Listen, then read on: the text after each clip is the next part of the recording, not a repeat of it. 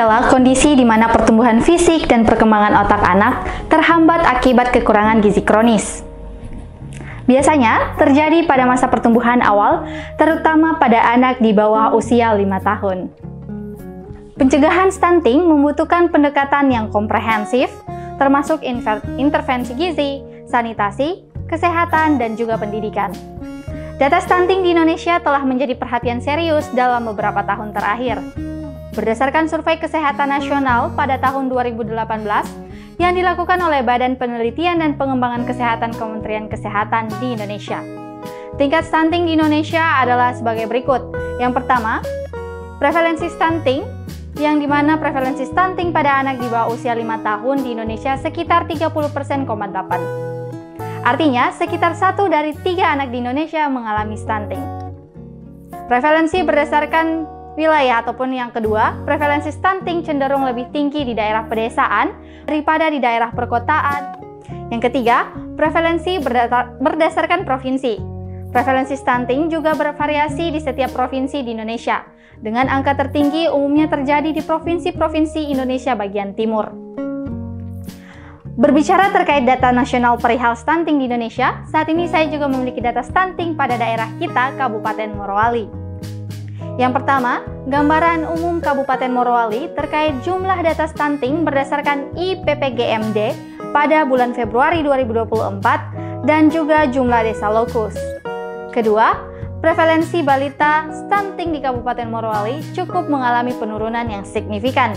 Dapat dilihat dari data yang saya paparkan saat ini, dimulai dari tahun 2019 hingga 2024. Selanjutnya, komitmen pemerintah daerah dalam percepatan penurunan stunting di Kabupaten Morowali, dan selanjutnya rencana program dalam rangka intervensi sensitif dan spesifik percepatan penurunan stunting di Kabupaten Morowali pada tahun 2023 sampai 2024. Selanjutnya, inovasi pendukung intervensi stunting di Kabupaten Morowali. Lalu, apa saja faktor-faktor yang berkontribusi terhadap tingginya prevalensi stunting di Indonesia adalah masalah gizi yang tidak memadai, akses terbatas terhadap pelayanan kesehatan, sanitasi yang buruk, dan tingginya tingkat kemiskinan. Stunting memiliki dampak jangka panjang yang serius pada kesehatan dan perkembangan anak, serta berpotensi mempengaruhi produktivitas dan kesejahteraan mereka di masa depan. Beberapa dampak utama stunting termasuk yang pertama adalah gangguan pertumbuhan fisik, yang dimana stunting mengakibatkan pertumbuhan fisik yang terhambat, sehingga anak menjadi lebih pendek dari yang seharusnya pada usia tertentu. Yang kedua, keterlambatan perkembangan kognitif, yang dimana kekurangan gizi yang menyebabkan stunting juga dapat berdampak pada perkembangan otak dan kognitif anak.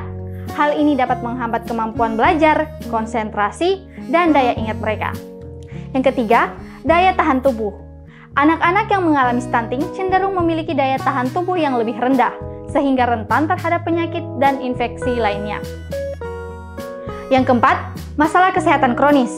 Pada stunting meningkatkan risiko anak mengalami masalah kesehatan kronis di kemudian hari, seperti penyakit jantung, diabetes, hipertensi, dan gangguan metabolisme lainnya.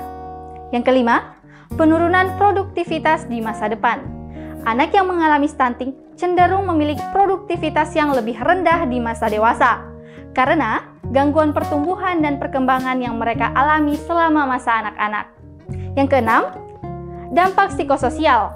Anak yang mengalami stunting juga rentan mengalami masalah psikososial, seperti rendahnya rasa percaya diri, stigmatisasi, dan kesulitan berinteraksi terhadap sosial. Selanjutnya yang ketujuh, siklus kemiskinan. Stunting yang dapat menjadi bagian dari siklus kemiskinan karena anak yang mengalami stunting cenderung memiliki kesempatan pendidikan dan pekerjaan yang lebih terbatas di masa depan, sehingga sulit untuk keluar dari lingkungan kemiskinan. Penting untuk mengambil langkah-langkah pencegahan yang efektif, seperti meningkatkan gizi anak-anak, meningkatkan akses terhadap layanan kesehatan yang berkualitas, dan meningkatkan kesadaran masyarakat tentang pentingnya gizi yang baik selama masa pertumbuhan pada anak.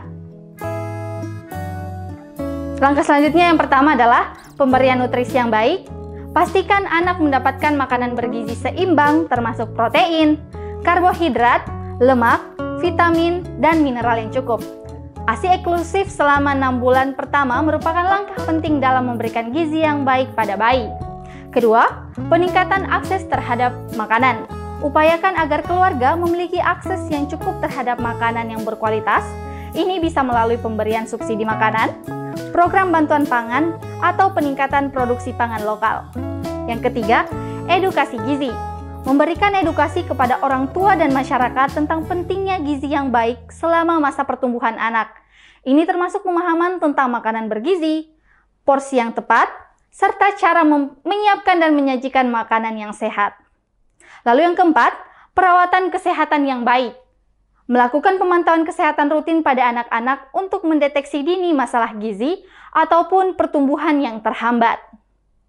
Yang kelima, peningkatan sanitasi dan kebersihan. Dengan menjaga kebersihan lingkungan, terutama sanitasi air dan fasilitas sanitasi yang baik, dapat membantu mencegah penyakit yang dapat mengganggu penyerapan nutrisi pada anak-anak. Yang keenam, memastikan akses yang mudah terhadap layanan kesehatan yang berkualitas, termasuk pelayanan antenatal pagi ibu hamil, imunisasi, dan pemantauan pertumbuhan anak. Ketujuh, intervensi terintegrasi, yang dimana melakukan intervensi yang terintegrasi antara sektor kesehatan, gizi, sanitasi, pendidikan, dan pembangunan ekonomi untuk mengatasi faktor-faktor yang berkontribusi terhadap stunting. Yang kedelapan, pemberdayaan perempuan. Meningkatkan pendidikan dan pemberdayaan perempuan untuk memungkinkan mereka membuat keputusan yang lebih baik terkait kesehatan dan untuk gizi keluarga. Kesembilan, pemantauan dan evaluasi. Untuk melakukan pemantauan dan evaluasi secara teratur terhadap keberhasilan program pencegahan stunting untuk mengetahui efektivitasnya dan melakukan perbaikan jika diperlukan. Pencegahan stunting memerlukan kerjasama dari berbagai pihak, termasuk pemerintah, lembaga swadaya masyarakat, sektor swasta, dan masyarakat umum untuk mencapai hasil yang lebih signifikan.